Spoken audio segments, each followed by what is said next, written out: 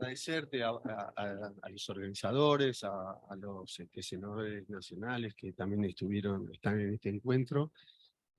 Por supuesto por supuesto a los presentes en la sala y a los presentes virtuales. Yo soy, como bien lo dijiste, y tengo una acumulación ahí de antecedentes, pero por edad, más que nada por edad, no por mérito. Yo soy Ricardo Kinsland, director del Ente de Coordinación Metropolitana de Rosario. Bueno, hechos los agradecimientos, voy a empezar quizás por el lugar más impensado, ¿no?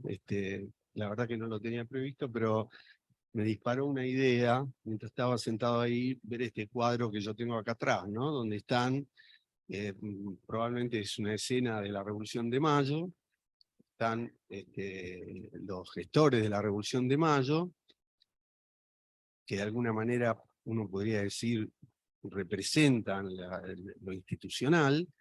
Hay un papel que seguramente es la declaración o algún documento referido a la revolución, que podría representar lo técnico de alguna manera, y muy de fondo, se ve el pueblo.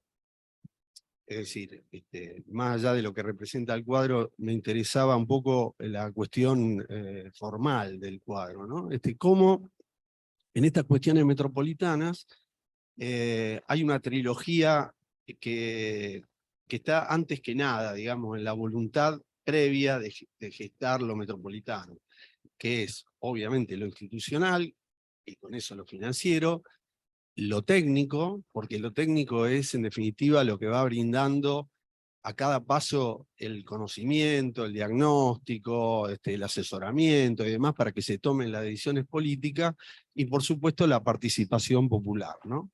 Es decir, son tres cuestiones. Digo la participación popular porque digamos, estaría la participación institucional, por supuesto, y también la participación popular, que no es del todo abierta en la instancia en que estamos. Por supuesto que es un tema muy complicado, muy difícil, muchas veces tiene limitaciones, bueno, no, muchas veces no, casi siempre tiene limitaciones, pero hay que intentarlo. Y en ese sentido, ya refiriéndome a mi rol de planificador, yo lo que pienso es que la planificación de alguna manera es improbable, es decir, la ejecución de los programas y de los proyectos que se planifican es improbable. Sin embargo, nuestra tarea es siempre acotar la incertidumbre frente a estos problemas. Por lo tanto, digo que es una suerte que también tendría que serlo en lo político, pero en lo técnico es una suerte de militancia permanente a lo largo de los años, propendiendo a que se configuren estos ámbitos de consenso, de participación, de desafíos de debate y demás, en la cuestión metropolitana, que en este caso aglutina a una serie de localidades que tienen un espacio común de referencia. En ese sentido, el hecho que llegue la ley en el año 2016, la ley de área metropolitana de Santa Fe, que es un hecho inédito en el país respecto al armado, no es tampoco un hecho casual. Aunque en el planeamiento ocurren cosas casuales, pero este no es un hecho casual, es un hecho que viene sedimentándose, o una decisión que viene sedimentándose de hace muchísimo tiempo, ¿no? Por ejemplo, el plan de Rosario me voy a ir un poco lejos, pero el plan de Rosario de 1930, de Guido de la Paulera y demás, ya plantea, tiene una visión sobre la ciudad ampliada, no es solo el ejido de Rosario el que interviene el plan. El plan Rosario, que es el del agrimensor Montes, ya no solo que tiene una visión ampliada, sino que ejecuta cuestiones que tienen que ver con eso. Por ejemplo, en ese momento, que bueno, era la periferia extrema de Rosario, lo que hoy es la avenida Circunvalación. Luego existieron innumerables hechos significativos, ¿no? Que tenían que ver o con Rosario mismo o con digamos, la relación entre Santa Fe y Rosario. Por ejemplo, la creación de prefectura de Gran Rosario, ya por la década del 60, que terminó cerrando el gobierno militar. El COTEUR, el Comité Técnico de Urbanizaciones del Gran Rosario, que dio un impulso muy interesante desde el punto de vista del análisis y de la información y de un montón de cuestiones que hacen al funcionamiento metropolitano.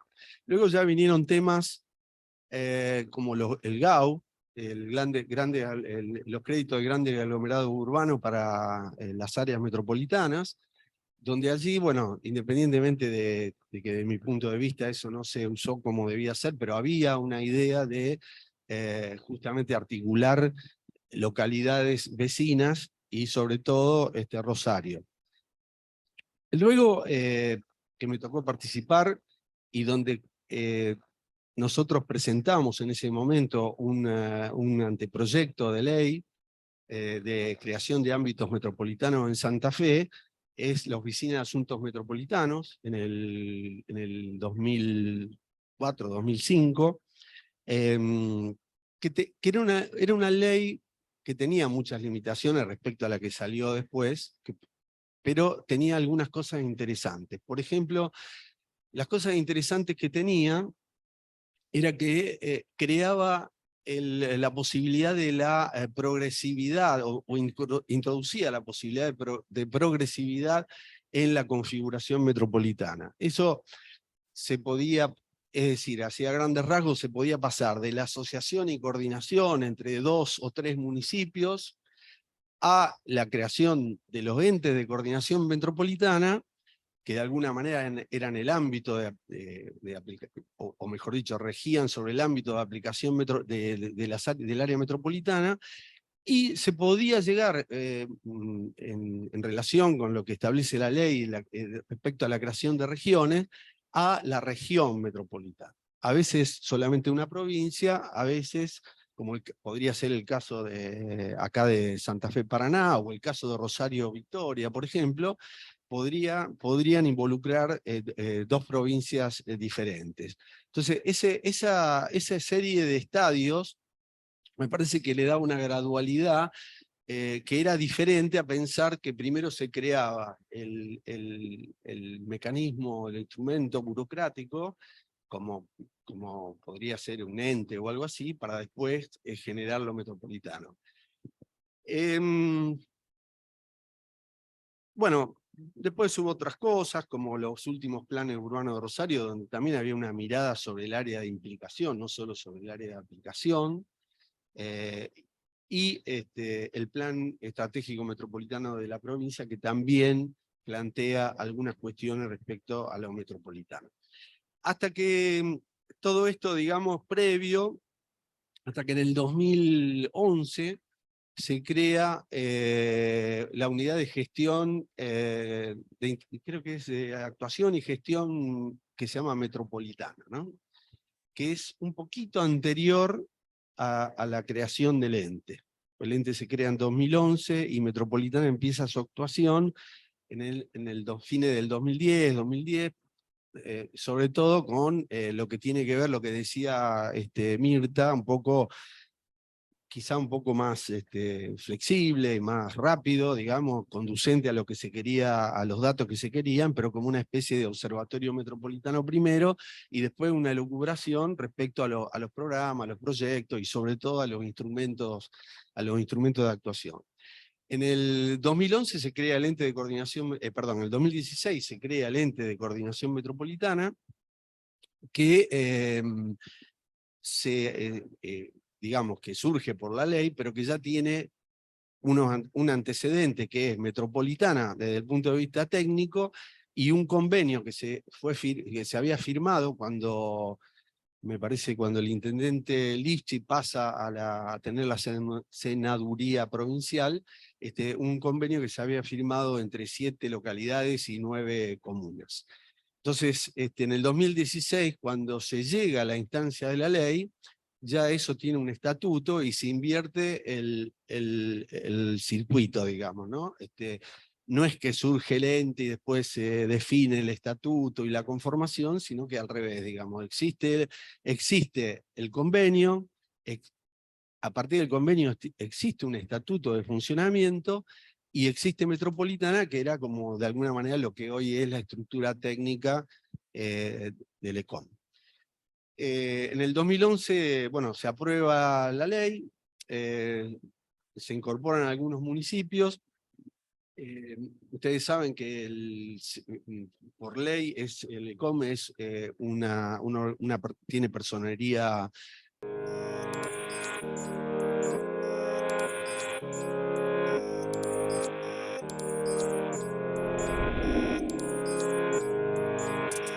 Las áreas metropolitanas comprenden siempre un conjunto dinámico y heterogéneo de localidades unidas por la cercanía, un espacio geográfico y la voluntad ciudadana de un proyecto común. En el caso del área metropolitana de Rosario, al sur de Santa Fe, esta representa solo el 2% del territorio de la provincia y residen en ella el 43% de sus habitantes. Un espacio densamente poblado que necesita la puesta en común de ideas y acciones conjuntas por parte de todos los municipios y comunas que la integran. Es por eso que en el 2010 surge el Ente de Coordinación Metropolitana Rosario, con el objetivo de implementar proyectos para el desarrollo de este territorio compartido por más de 1,5 millones de personas. El ECOM constituye un espacio institucional inédito de planificación y coordinación de políticas públicas de impacto regional, organizado sobre la base de una asociación estratégica y voluntaria de más de 30 localidades. Elabora y desarrolla estudios y proyectos vinculados al ordenamiento justo del espacio metropolitano, a la articulación e integración de políticas públicas y a una mayor gobernanza y participación social. Es un ente público no estatal que se sostiene con el aporte de las jurisdicciones que lo integran, además del financiamiento del gobierno de la provincia de Santa Fe y otros organismos estatales e internacionales. Es también un espacio articulado de manera horizontal, gobernado entre pares de variada composición política y atento siempre a las demandas locales a través de consultas y talleres de participación ciudadana, que promueven el consenso entre todos los actores involucrados. El ECOM Rosario representa la voluntad de construir un proyecto común para la región. Es la oportunidad para impulsar un desarrollo integral y equilibrado del territorio, para mejorar el presente y el futuro de sus habitantes.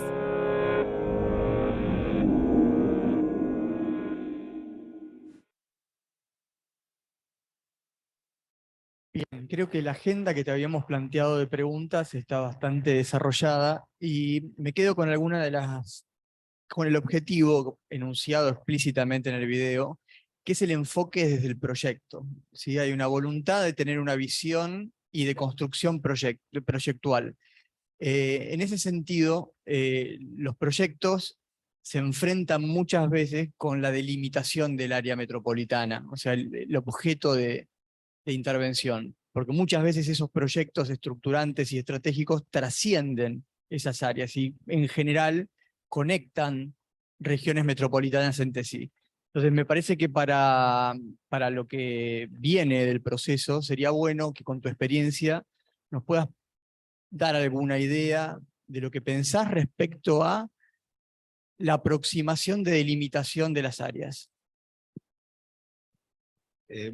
Bueno, acá, digamos, también como que se van superponiendo en el tiempo distintas concepciones, ¿no?, de la delimitación de las áreas. Lo que es, podríamos partir de lo que es la definición del Gran Rosario, que es una serie de distritos generalmente conurbados, aunque hay algunos espacios intersticiales vacíos, que tiene más bien un objetivo estadístico, de censo y también político.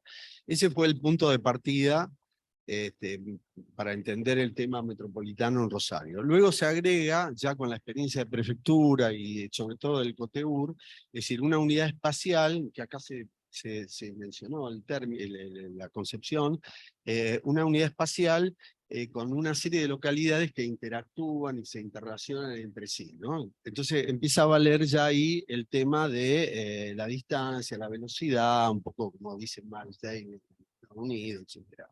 Y con quizás todavía alguna, digo ideológicamente, algún pensamiento vinculado a lo económico. Hay algunas otras interpretaciones de las áreas metropolitanas, pero nosotros partimos de superponer estas cuestiones. Es decir, por un lado tenemos en cuenta los distritos que participan, porque esos son los que son miembros del ECOM y de alguna manera necesitan una devolución, demandan una devolución concreta del ECOM. Está lo funcional, porque hay algunas localidades que no son contiguas, pero que tienen una relación muy fuerte con Rosario, y para mí lo más importante acá es que sobre esas dos cuestiones poder trabajar lo proyectual, ¿no? La transformación positiva del territorio, que no necesariamente encaja con un distrito, pues, o justamente es un proyecto que se acaballa entre varios distritos, ¿no? O sea que nosotros a la cuestión propositiva que de alguna manera, como dice Giancarlo De Carlo, permitiría delimitar el área metropolitana o el territorio metropolitano o el territorio región, se delimitaría a cada momento según el proyecto, ¿no? Yo voy a dar un solo ejemplo, por ejemplo, valga la redundancia. Nosotros tenemos una activa participación con los distritos, pero también tenemos en este momento proyectos que se están gestando como el tren de cercanía. El tren de cercanía excede largamente el área metropolitana y se introduce ya más bien en el concepto de región metropolitana. Entonces lo que nosotros estamos planteando es que conveniar, si es posible, con esas localidades en relación a un proyecto, que puede ser este sistema, para, por ejemplo, ver la accesibilidad, la intermodalidad, el uso de bicisenda, etcétera, sumando, digamos, al tren de cercanía. Ese sería un ejemplo, digamos, de lo que estoy planteando. O podría ser el acueducto, o podría ser cualquier otra gran... Bueno, ahora el que se habilitó no está funcionando, digamos, del 1 al 10, estará en un 6, un 5, un 6, es el que va de Rosario a Cañada de Gómez, el corredor oeste, que pasa por Funes y Roldán, que son las dos localidades dos de las tres localidades de mayor crecimiento en el área poblacional, en el área metropolitana, y que tienen una interacción permanente con Rosario, ¿no? Ya sea para trabajar, para estudiar, de paseo, de compra, etc. Las cuestiones de salud, etc. Aprovecho que estás contando lo del tren de cercanía porque me parece que hay en la historia, o en el estudio de la estructuración de las áreas metropolitanas del país y en general del mundo, los sistemas de transporte son los principales dinamizadores. Entonces, en este caso, creo que de vuelta, ahora el ferrocarril empieza a ser el gran proyecto estructural de lo regional. Y mencionaste proyectos colaterales vinculados con la movilidad. La pregunta concreta es los usos del suelo. ¿Cómo articulan el desarrollo de los usos del suelo en función a la previsión de los impactos que esas grandes infraestructuras de movilidad generan en el territorio? Bueno, ahí tengo... Sí, diste la clave porque para nosotros es dentro de... A ver, nosotros estamos trabajando con unos lineamientos generales de estructuración metropolitana que tienen que ver con el reequilibrio territorial y la creación de nuevas centralidades que equilibren justamente, generen cierta equidad y a la vez tengan trascendencia metropolitana, como por ejemplo el aeropuerto Rosario y la segunda ronda, que sería un eje que atraviesa la estructura radial del área metropolitana. Estamos trabajando con el Polo Portuario Norte, como una nueva centralidad, no solo con los puertos, sino con las cuestiones ambientales, residenciales, la rehabilitación del arroyo San Lorenzo, etc. Estamos trabajando con el sur, que tiene que ver con lo logístico y también con lo ambiental, porque ahí está la Isla del Sol, que es un área de sedimentación del humedal, pero continental, no isleña, que es muy importante y muy interesante naturalmente y paisajísticamente. Y estamos trabajando con el nodo de innovación y conocimiento metropolitano que está dado por la relación muy cercana sobre la costa sur de Rosario y la costa de Villa Gobernador Galvez de la Universidad Nacional, los centros de investigación, el polo tecnológico, el puerto multipropósito y la posibilidad de renovar alguna de las áreas de los edificios históricos del SWIFT en Rosario, ¿no? Más la conexión entre Rosario y, bueno, esas serían las 4 cuestiones que estamos proponiendo como nuevas centralidades para el reequilibrio territorial. Después están los proyectos de proximidad, hay un par de proyectos que se han ejecutado y hay varios que están en gestión, que están diseñados, y se ha avanzado mucho con la gestión. Y una tercera cuestión es unas estrategias urbano-ambientales y productivas, sobre todo con la carga de empleo, para pequeñas localidades. Y las localidades de carácter rural, las pequeñas localidades que están, bueno, pero que en definitiva pueden configurar una red donde también podamos mejorar ahí el tema de transporte, que sí tienen, más allá de que no es de buena calidad, pero sí lo tienen por lo menos desde las redes, mejora, ya constituidas las ciudades más importantes de la área metropolitana. Eso a lo que hace a la política de reequilibrio territorial. Luego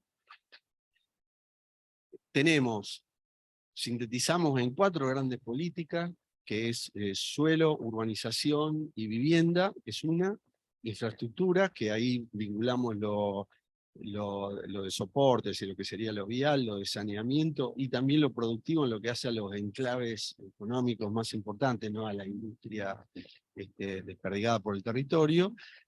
Ambiente y paisaje, donde estamos trabajando con el tema del periurbano, y movilidad y transporte, bueno, en la medida que podemos, estamos planteando algunas cuestiones, como por ejemplo el uso de la bicisenda, el uso de la bicisenda a cargo, etcétera, a través de un convenio. Y la tercera pata es el fortalecimiento institucional, que pasa por muchos sitios, ¿no? Los convenios con las instituciones, el tema de la creación de una plataforma de información y de datos abierta para el área metropolitana, etc. Bueno, dentro de las políticas está lo que vos me preguntaste, la política de suelo. Y ahí debo decir, no me doy por fracasado, porque como digo, esto es una militancia, hay que seguir peleándolo, pero evidentemente, al ser una política que tiene una definición que justamente se mete en los territorios de los distritos, estamos teniendo bastante problemas para llevarla adelante, ¿no?